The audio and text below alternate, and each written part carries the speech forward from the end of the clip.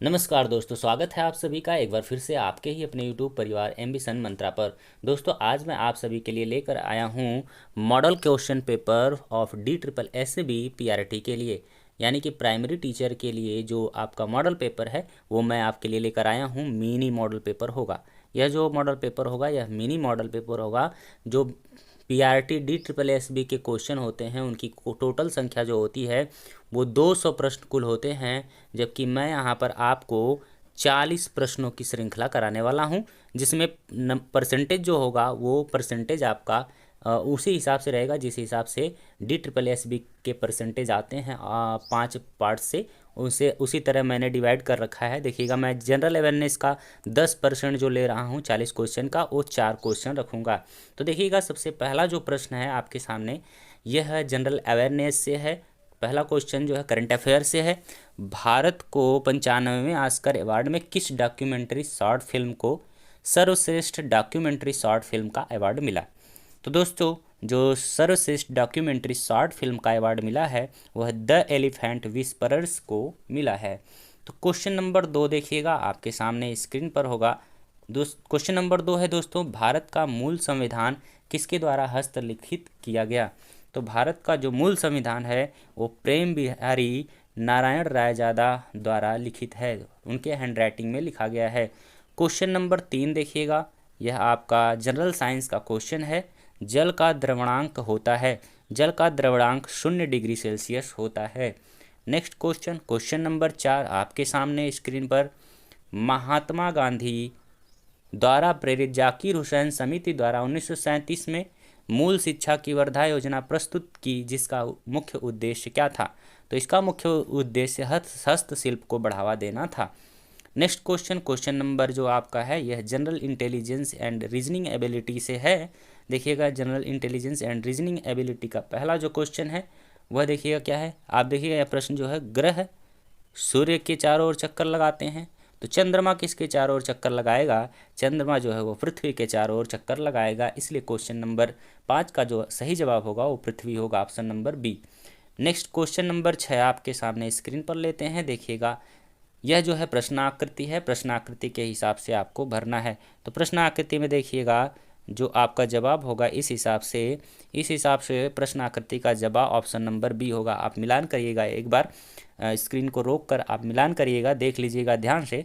तो जो आपका बॉक्स खाली है उसमें ऑप्शन बी का बॉक्स जो है वो फिट आएगा, वो उसमें भरा जाएगा। क्वेश्चन नंबर 7 जो है आपके सामने है, ये देखिएगा ब्लड रिलेशन से क्वेश्चन है। अनिल की ओर इशारा करते हुए दया ने कहा कि उसके भाई का पिता मेरे दादाजी का एकमात्र पुत्र है। दया अनिल से किस प्रकार संबंधित है? एक तरफ देखिएगा दया है, एक तरफ कौन है? अनिल। तो जो चीज़ें बात कर रही है दया, जिसकी बात कर रही है वो कह रही है कि उसके भाई का पिता यानी कि अनिल का पिता मेरे दादाजी का एकमात्र पुत्र है, यानी कि दादाजी का एकमात्र पुत्र है, यानी कि मेरा ही पिता है।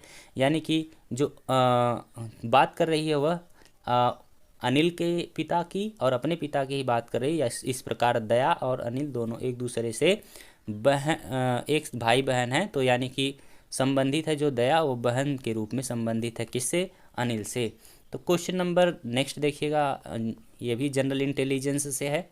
आपको प्रश्न में लिखा गया है कि निम्न अनुक्रम को क्या करें? पूरा करें। निम्न अनुक्रम को पूरा करें। इस अनुक्रम में देखिएगा क्या है, प्रश्न का जवाब आप प्रश्न में करिएगा, 1 × 2 + 1 बराबर क्या होगा? 3। इस प्रकार आप करते जाएंगे तो 3 × 2 + 2 बराबर कितना हो जाएगा? 3 दूना 6 2 8। इस तरह से आप करते जाएंगे तो ये 1 2 3 4 5 छठा नंबर का 89 है। तो इसको आप करेंगे जब, तो 89 को करने के लिए 89 × 2 प्लस जो आप करेंगे 6, तो 89 दूना करेंगे और +6 करेंगे तो आपका ऑप्शन नंबर जो होगा वो बी राइट होगा, 184 इसका जवाब आएगा। अब देखिएगा, general intelligence and reasoning ability के बाद जो हम अगला पार्ट्स लेने वाले हैं वो न्यूमेरिकल एबिलिटी, यानी कि आपका आंकिक प्रश्न से लेने वाले हैं, मैथ से लेने वाले हैं। मैथ का क्वेश्चन देखिएगा है, एक व्यक्ति ने कुछ वस्तुएं यक्स प्रति दर्जन के भाव से खरीदा। तथा x/8 प्रति वस्तु के भाव से बेचता है, उसे कितने प्रतिशत लाभ हुआ। तो यहाँ देखिएगा, जो हम सबसे पहले करेंगे यहाँ पर जो है x प्रति दर्जन के भाव से खरीदा, यानी कि जो उसका कास्ट प्राइस है वह आपका x रुपये है। तो सेलिंग प्राइस उसका कितना हो जाएगा, उसका सेलिंग प्राइस हो जाएगा x/8 प्रति के भाव से, तो 12 होता है कुल, कितना, एक दर्जन में जो 12 होता है, 12 नंबर होते हैं, तो आपका सेलिंग प्राइस हो जाएगा x/8 गुणे 12। इस प्रकार आपका सेलिंग प्राइस और कास्ट प्राइस हो जाएगा। फिर आप फार्मूला जो है लगा देंगे, कौन सा, प्रॉफिट परसेंट वाला फार्मूला लगा देंगे। तो आपका प्रॉफिट परसेंट वाला फार्मूला लगाने के बाद जो आपका जवाब इसका आ जाएगा वो आ जाएगा 50%। कितना आएगा, 50% आ जाएगा कि उसको जो है इतने प्रतिशत, 50% लाभ होंगे। इस प्रकार देखिएगा नॉमिनल एबिलिटी का जो नेक्स्ट क्वेश्चन है आपका यह है चक्रवृद्धि ब्याज पर आधारित है। देखिए क्या, कितने समय में रुपये 1,60,000 की राशि 25% प्रतिवर्ष चक्रवृद्धि ब्याज पर 3,90,625 रुपये हो जाएगी। तो देखिएगा इसमें जो फार्मूला आपका लगना है वह मिश्र धन वाला फार्मूला लगेगा। A=P1 + R/100 पावर T वाला फार्मूला लगा देंगे तो आपका जो समय निकल कर आएगा, टाइम निकल कर आएगी, वो आएगी 4 वर्ष, यानी कि ऑप्शन नंबर बी जो है इसका राइट होगा। तो फार्मूला लगा के आप सवाल को सॉल्व करके कमेंट बॉक्स में इसका जवाब दीजिएगा कि यह जवाब आपका सही है या नहीं सही है। इसका मिलान करिएगा, आप यह 4 वर्ष ला पाते हैं या नहीं ला पाते हैं, आप बताइएगा ज़रूर। नेक्स्ट क्वेश्चन देखिएगा, क्वेश्चन नंबर जो है 11। क्वेश्चन नंबर 11 है, किसी गोले की त्रिज्या 9 सेंटीमीटर है, इसे पिघलाकर 0.3 सेंटीमीटर त्रिज्या का तार खींचा जाता है, तार की लंबाई ज्ञात कीजिए। दोस्तों इसमें क्या करना है, आपको जो गोला है गोले को पिघलाकर तार बनाना है। तो यानी कि गोले का आयतन बराबर जो होगा आपका 4/3 पाई r क्यूब, 4/3 पाई r1 क्यूब जो होगा वो क्या हो जाएगा, पाई r2 स्क्वायर h के बराबर होगा। यह फार्मूला लगेगा क्योंकि जो गोले का आयतन होगा वह आपका तार के आयतन के बराबर होगा, और तार जो होता है बेलनाकार होता है, तो बेलन का यहाँ पर सूत्र लग जाएगा। और यहाँ से आप एच को फाइंड कर देंगे, एच जो होगी तार की लंबाई होगी, और यह तार की लंबाई जो आएगी आपका आंसर इसका आएगा 108 सेंटीमीटर नहीं आएगा, 108 मीटर आएगा। कितना आएगा, 108 मीटर आएगा, इसलिए ऑप्शन नंबर बी इसका राइट होगा। देखिएगा नंबरल एबिलिटी का क्वेश्चन नंबर जो है वो नेक्स्ट 12 नंबर का जो प्रश्न है, इस समय एवं कार्य से है 16 पुरुष एक काम को 8 दिन में पूरा करते हैं, किसी काम को 12 पुरुष कितने दिन में पूरा करेंगे। तो देखिएगा इसका जो फार्मूला गया 16 × 8 बटे जो है 12 कर देंगे तो आपका आ जाएगा सी, ऑप्शन नंबर सही है, 10 सही 2/3 दिन में पूरा कर लेंगे। नेक्स्ट क्वेश्चन नंबर जो देखिएगा 13 जो है, ये अब आ गया आपका इंग्लिश लैंग्वेज का जो क्वेश्चन है, वह श्रृंखला में आपका इंग्लिश लैंग्वेज के 4 क्वेश्चन अब हम लेने वाले हैं। देखिएगा आपको यहाँ फिल इन द ब्लैंक्स करना है। यहाँ पर क्या होगा, an year is a long period of time होगा कि the year is a long period of time होगा, या a year is a long period of time होगा, या नन ऑफ दीज। तो देखिएगा इसका जो सही जवाब है वह ए year is a long period of time सही होगा। अब देखिएगा जो नेक्स्ट क्वेश्चन आपके सामने स्क्रीन पर है इंग्लिश लैंग्वेज का 14 नंबर का क्वेश्चन है, यह आपका नरेशन से है। Choose correct option of indirect speech. देखिए Ramesh said how are you today, तो इसका जो सही जवाब होगा Ramesh asked how he was that day full stop. देखिएगा यहाँ लगभग सभी लोग गड़बड़ हो जाते हैं प्रश्न देखते ही, जो यहाँ पर क्वेश्चन मार्क लगा इस क्वेश्चन मार्क को यहाँ पर भी ढूंढ लेते हैं और गलती कर बैठते हैं, जो कि खासा लोगों ने केवीएस में गलती की होगी, क्योंकि यह प्रश्नवाचक जो इनडायरेक्ट डायरेक्ट स्पीच होती है उसके लोग कम देख कर जाते हैं, तो आप इस पर ध्यान रखिएगा। नेक्स्ट क्वेश्चन जो है आपका इंग्लिश लैंग्वेज का ही है। Which part of the sentence has error, कि पार्ट ऑफ सेंटेंस के कौन से भाग में गलती है। देखिए क्या है प्रश्न, क्या है, my father recognised me yesterday in the roof. यहाँ देखिएगा इन द रूफ नहीं होना, ऑन द रूफ होगा, कि छत पर होगा तो इन नहीं होगा। तो यहाँ पर जो गलती है कौन से पार्ट ऑफ सेंटेंस में गलती है, ये जो है सी पार्ट में जो है वो गलती हुई है। नेक्स्ट देखिएगा जो क्वेश्चन है आपका इंग्लिश लैंग्वेज का। अब आपसे पूछा है सिनोनिम्स ऑफ जील इज। जील का सिनोनिम्स क्या होता है? पैसन। जील का सिनोनिम्स होता है पैसन होता है। नेक्स्ट देखिएगा जो क्वेश्चन है आपका अब हिंदी लैंग्वेज से है। तो दोस्तों देखिएगा जो 17 नंबर का क्वेश्चन है अब आपके सामने हिंदी लैंग्वेज से आ गया है। 17 से 20 तक हिंदी लैंग्वेज का जो क्वेश्चन रहेगा वो। तो 17 नंबर क्वेश्चन है, निम्न में से असंगत है। मनीष जो है व्यक्तिवाचक संज्ञा सही है, संगत है। ब्रजवासी जातिवाचक संज्ञा संगत है। लंबाई दे रखा है जो द्रव्यवाचक संज्ञा यह गलत है, यह जो है भाववाचक संज्ञा है। दुख जो है भाववाचक संज्ञा यह भी सही है। यानी कि जो असंगत है सी नंबर का ऑप्शन जो है वह असंगत है। तो सही जो होगा आपका, सही जो ऑप्शन है यह है सी नंबर का ऑप्शन सही है। नेक्स्ट देखिएगा हिंदी लैंग्वेज से क्वेश्चन, यह मुहावरे से है। सिर फिर जाना मुहावरा का अर्थ है। सिर फिर जाना मुहावरा का अर्थ है। देखिए अहंकारी होना, चक्कर आना, सर दर्द होना, पीछे मुड़कर देखना। तो जो सिर फिर जाना का मुहावरा होता है वो होता है अहंकारी होना, अहंकारी होना। नेक्स्ट देखिएगा जो क्वेश्चन है हिंदी लैंग्वेज से, यह आपके सामने है। स्वागत में कौन सी संधि है? तो स्वागत में आप बताइए गुण संधि, दीर्घ संधि, यड़ संधि, अयादि संधि। तो देखिएगा जो स्वागत में संधि है वह आपकी यड़ संधि होती है। नेक्स्ट क्वेश्चन नंबर 20 जो है हिंदी लैंग्वेज से है। आपको बताना है कि तत्सम शब्द है। तो नींद का जो होता है वो यह जो है आपका तत्सम निद्रा होता है, यानी कि यह तद्भव है। और जो सर्दी होता है इसका होता है शरद होता है। और नेक्स्ट जो है आपका आम जो होता है, आम का आम न होके तत्सम आम्र होता है। और नित्य जो है यह आपका तत्सम है। तो ऑप्शन नंबर डी इसका जो उत्तर सही होगा। अब हिंदी लैंग्वेज के बाद देखिएगा 21 से लेकर जो आपका 40 तक क्वेश्चन रहेंगे, 50% ऑफ 40 क्वेश्चन ये जो होंगे आपका टीचिंग मेथोडोलॉजी से होगा। तो देखिएगा पहला ही प्रश्न आपके सामने है, परिपक्वता है मनोवैज्ञानिक प्रक्रिया, जैविक प्रक्रिया, मानसिक प्रक्रिया, कोई नहीं।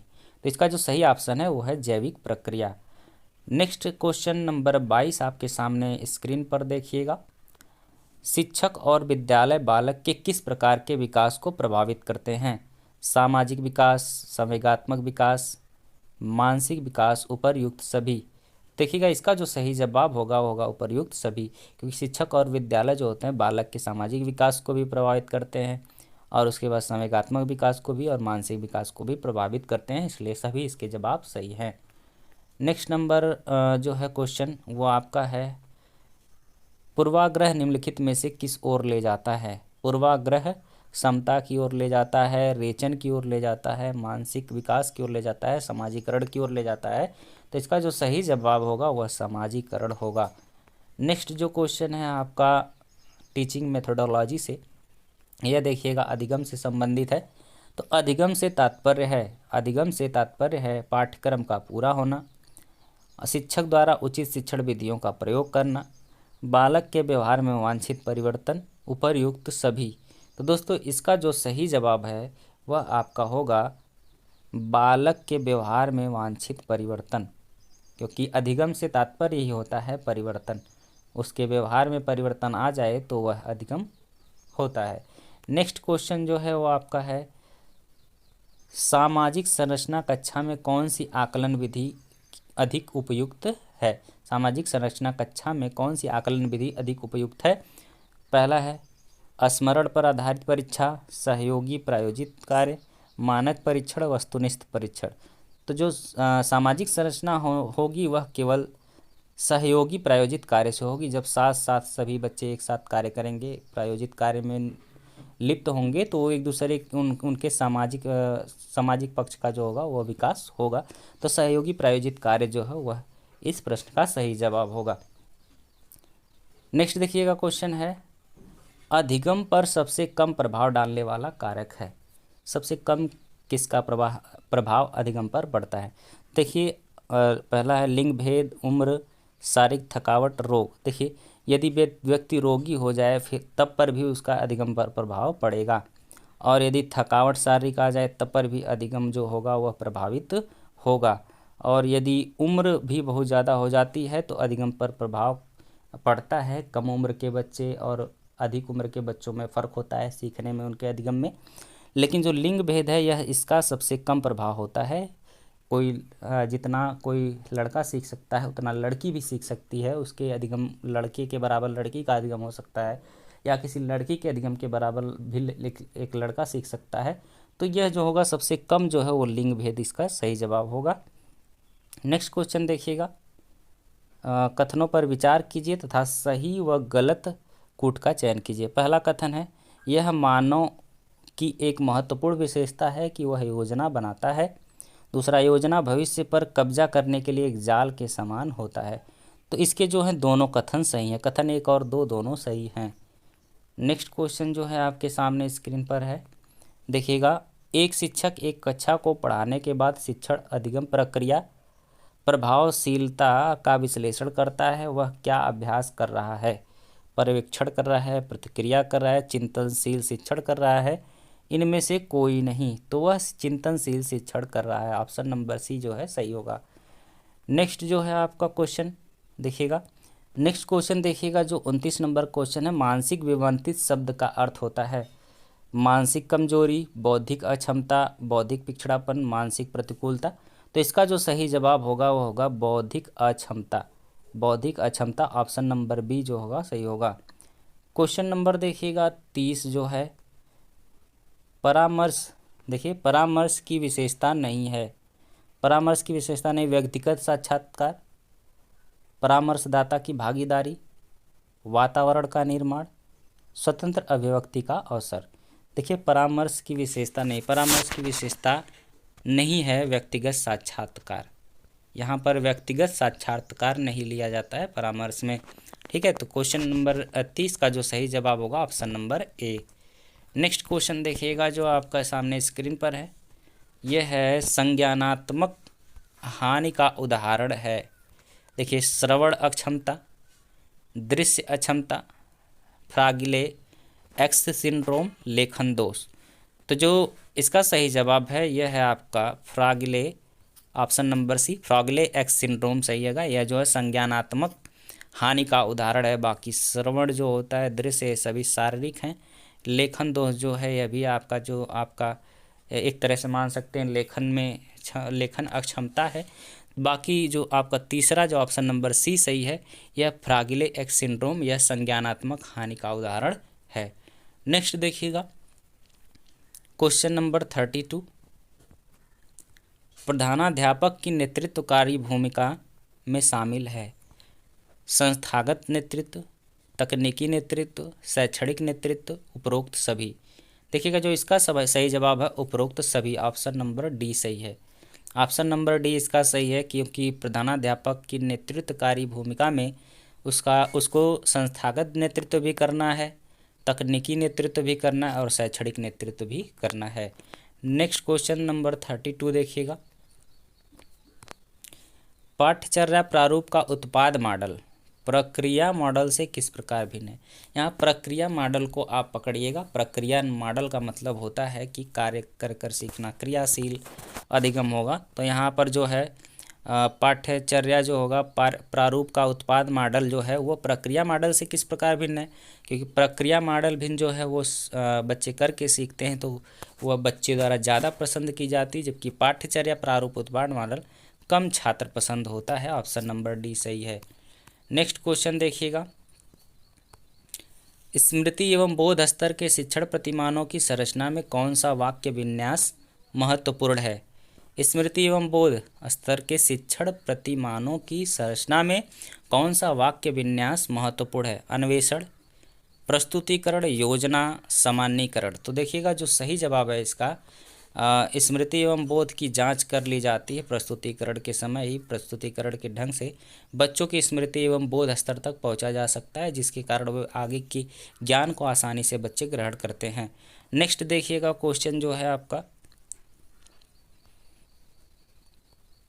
क्वेश्चन नंबर 35, कमजोर नेतृत्व का परिणाम होगा संगठन में विद्रोह, संगठन में एकता, संगठन में विघटन, संगठन का प्रचार। अगर कमजोर नेतृत्व होगा तो संगठन का विघटन हो जाएगा। ऑप्शन नंबर सी सही होगा, संगठन टूट जाएगा। ठीक,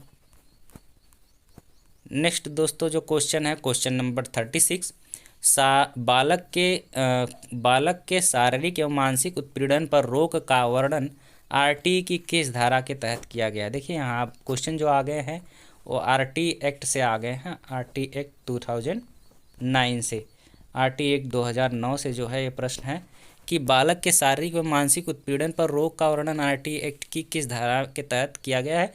तो धारा नंबर 18, धारा 13 और उसके बाद धारा 17, धारा 21। तो इसका जो ऑप्शन नंबर सही है 3, ऑप्शन नंबर सी सही है। धारा 21 में बालकों को मारा पीटा नहीं जा सकता है।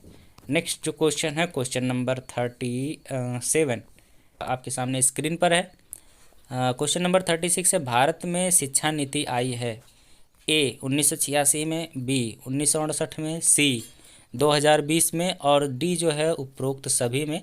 तो ऑप्शन नंबर डी इसका सही है, 1986, 1968 और 2020 में, इन तीनों वर्षों में जो है वो राष्ट्रीय शिक्षा नीतियाँ आई हैं।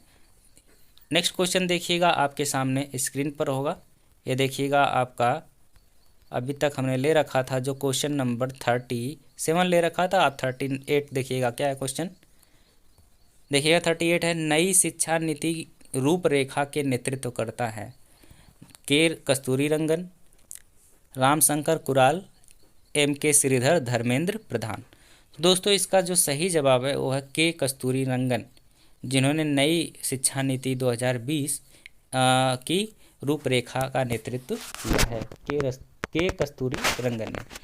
क्वेश्चन नंबर देखिएगा 39 आपका है जो यह है, विद्यालय प्रबंधन समिति यानी कि एसएमसी जो है में सदस्य संख्या होती हैं 16, 25, 15, 14। तो देखिएगा इसमें एसएमसी में 16 कुल सदस्य होते हैं, जिसमें 12 जो अभिभावक होते हैं और 50% लगभग जो आपका 8 लगभग क्या होती हैं, महिलाएं होती हैं इसमें।